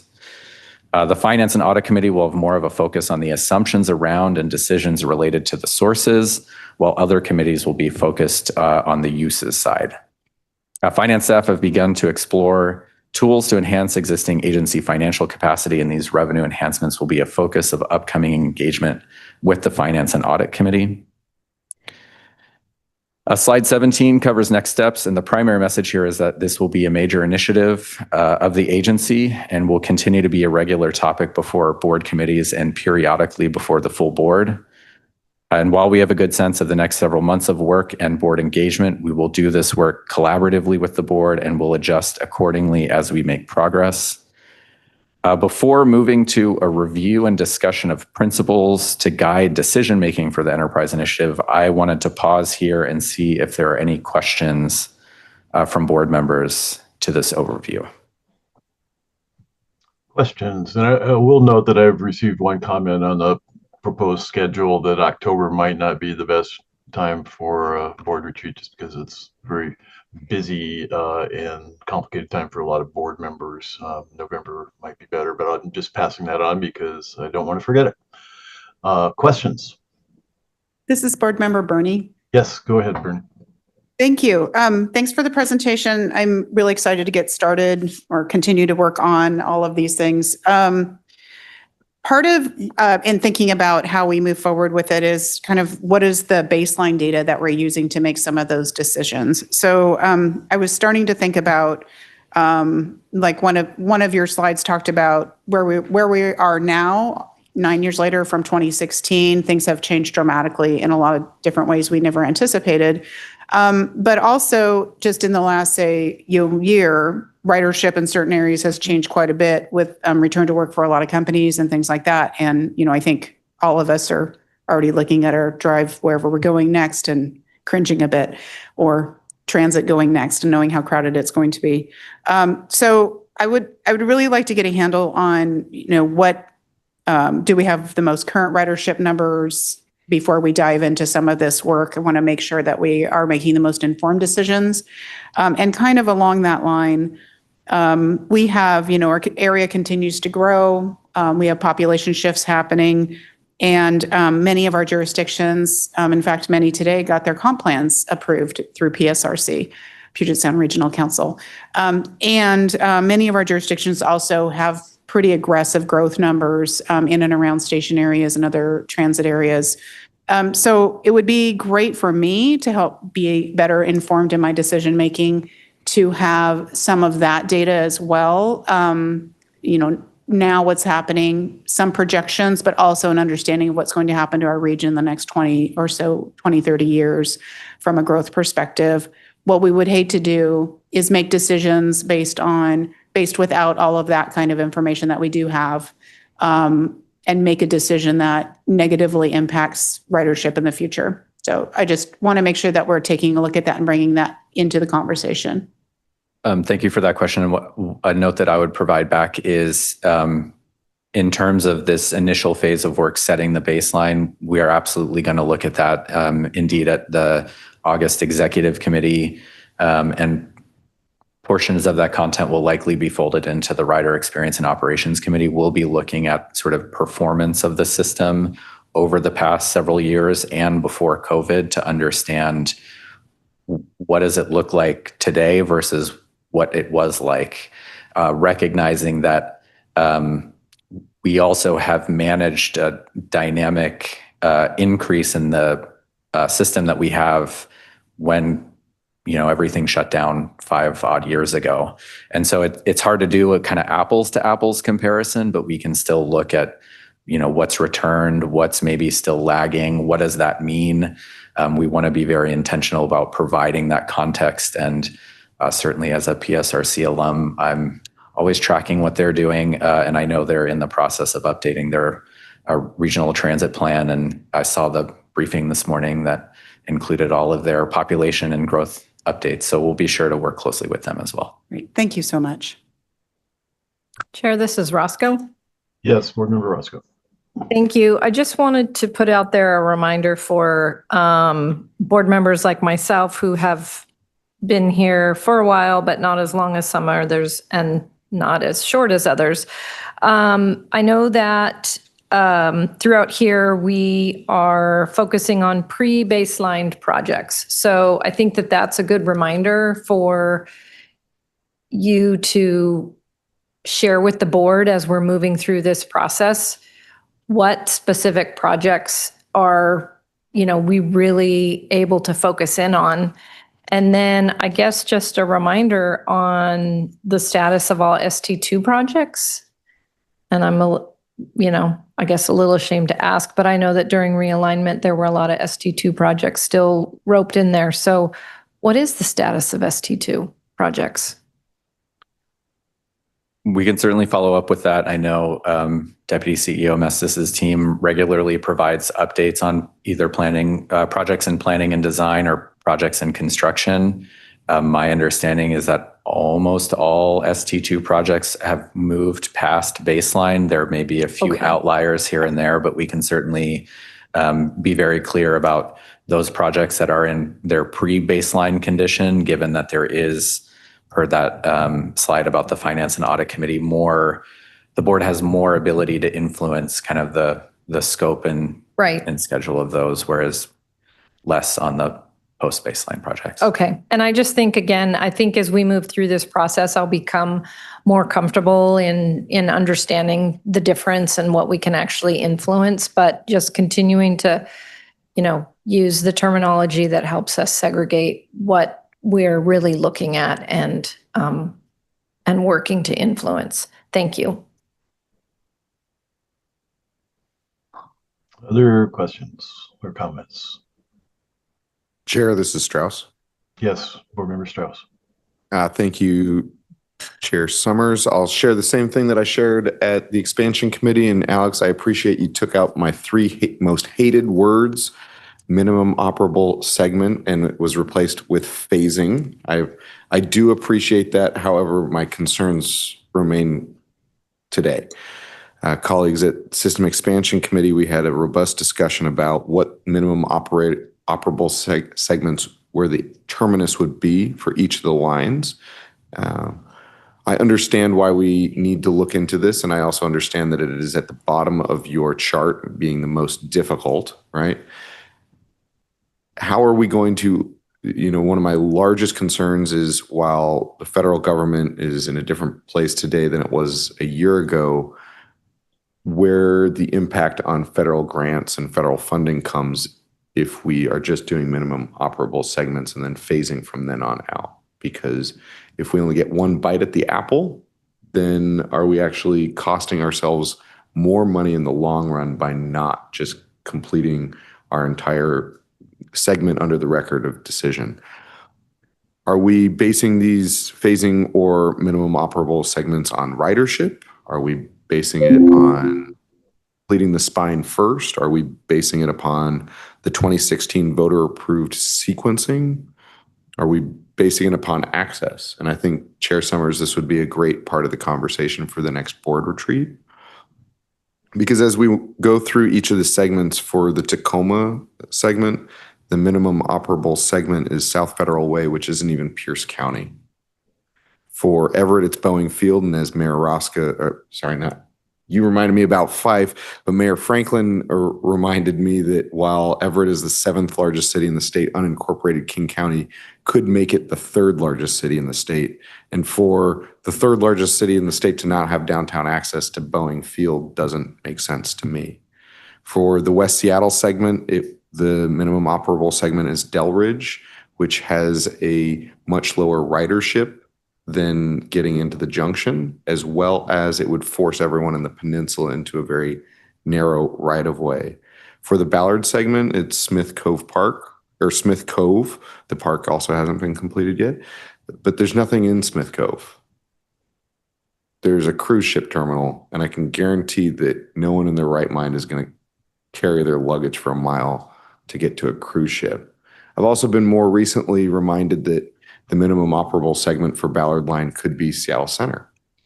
And I'll take this moment to also air information that I think that we all know, but just to put it on the record, that the tunnel to get to Seattle Center is not sub-area funded. It's regionally funded because it is essential to connect to Everett. But again, if we just get to Smith Cove, we lose the ridership that is based in Ballard, which is set to be a regional center only next to Northgate, University District, and downtown Seattle in the city of Seattle. So just frame that out, Alex. I appreciate you changing those 3 most least desired words, but the problem still remains. And I just want to set that up for us as a conversation to put us all on the same page. And again, Chair, hoping that we can have some time to figure out how we as a board navigate this situation based on our shared values. Thank you. Board Member Strauss, I think you've outlined the complexity and difficulty of the challenge in front of us very well. And I correct a misstatement. The unincorporated Snohomish County between Everett and Linwood, if it incorporated, would be the 3rd largest city in the state. You said unincorporated King County, it's Snohomish County. My apologies, Chair. I can't get out of King County, but yes. I know, Dan. I know. We're going to work on that. All right, Board Member Braddock. Sorry, let me find my mute button there. Thank you so much. And I just want to stress too that I think it's important that I appreciate all of your comments, Board Member Strauss, and I also think it's important that we talk about what we're looking at as far as ridership, or, it's not just the current system, it's the system we would be building out, and what does that mean in our overall regional path that we're moving forward on. And so I would just want to flag that, and I'm hopeful that staff is already, doing some of that work, I would imagine. But I think as a board conversation, these are all important pieces for us to be sure that we're considering as we're making the enterprise planning discussion and decisions. Thank you. All right, thank you. Board Member Zahalai. Thank you so much, Chair. Thank you for the presentation, Alex. This was really helpful. One thing I've been thinking about is the actual scale of the financial gap that Sound Transit is going to be facing in the next several years. I know we're looking at a range of strategies through the enterprise initiative. I heard capital delivery changes, financial tools, service planning, et cetera. But I think the public will want to know, and some people have asked me, which of these levers are actually likely to close the gap in a meaningful way? Are some of these efficiencies that we're finding just marginal, or which of them are substantial enough to actually move us toward long-term sustainability? Is there a way to visualize what kind of scale of savings each lever could produce? I know you visualized the revenue side of things, but how about the cost saving sides? Unless I misinterpreted the graphic you shared. Just wondering if there's a way of quantifying the relative cost savings of each lever. There is. Thank you for that question. I think we're continuing to work through the data to inform the scale of the affordability challenges. We'll certainly bring that back to the board. In terms of visualizing this work, I have the privilege of working closely with the capital delivery team. I know they are doing a lot of work to really, and part of what was covered at the System Expansion Committee meeting earlier this month was the number of opportunities they're looking at. They are very much developing cost data to understand the relative scale and also developing sort of visual tools that help communicate that in ways that get to, does this really move the needle or not? And I think ultimately we do really want to be comprehensive about how all of these things fit together. To Board Member Braddock's point of like, there are relationships here and we need to be considerate of those. I don't know, Terry, if you want to add anything about the work. Thanks, Alex. Yes, so we, in October, when the motion was brought forward, we put together a very rigorous, what I'll call an opportunity register, where we're actually logging in each opportunity. It has a unique identifier, and then we're pricing it, giving it a target range of savings that we believe we'll achieve. We are also giving it a rating of high likelihood, considering the complexity of achieving that particular opportunity. And we've all looked at that very comprehensively with a lot of graphics to see how all of these different opportunities together will solve for the gap. So we're working on that and look forward to presenting that to the board. Thank you very much. Looking forward to that. Yeah, let me just say the process over the coming months and into next year is to really dive into this. This is kind of an overview of what the process is. The staff has gone to incredible level of detail in analysis. That work is still going on, and we will be involving the board in that in the coming months, so you have a real clear understanding about the process and what the opportunities are. So I just want to commend the staff to it. And this, and the interim CEO and the current CEO for this work, it's truly enterprise-wide and very complex. And I think it's exactly what we should be doing, but it's something that actually we have not done before. And so it's a exercise that we're developing as we go. But yes, we will have savings estimates, cost estimates, et cetera, and that's coming down the road here in not too distant future. Other comments?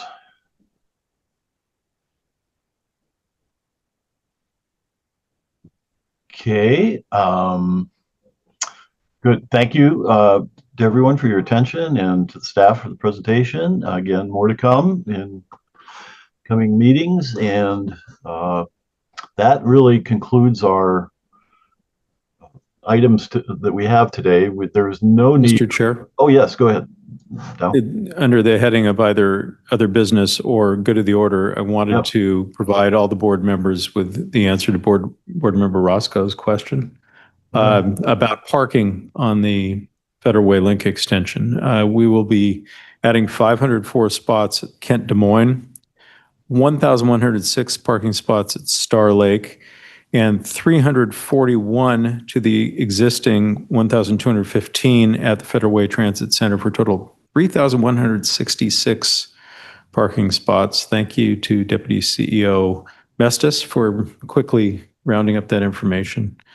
I wanted to also point out that Lieutenant Governor Heck was asking for this very same information just this week. So your question could not have been more timely. Thank you. Thank you. All right. Okay. So we have no need for an executive session today. Is there any other business to come before the board today? So our next regular Board of Directors meeting will take place on August 28th 2025 from 1:30 to 4. The meeting will take place in the Ruth Fisher Boardroom as well as via Zoom. The link to join the virtual meeting will be provided on the Sound Transit website and on the meeting agenda. So with that, we are adjourned.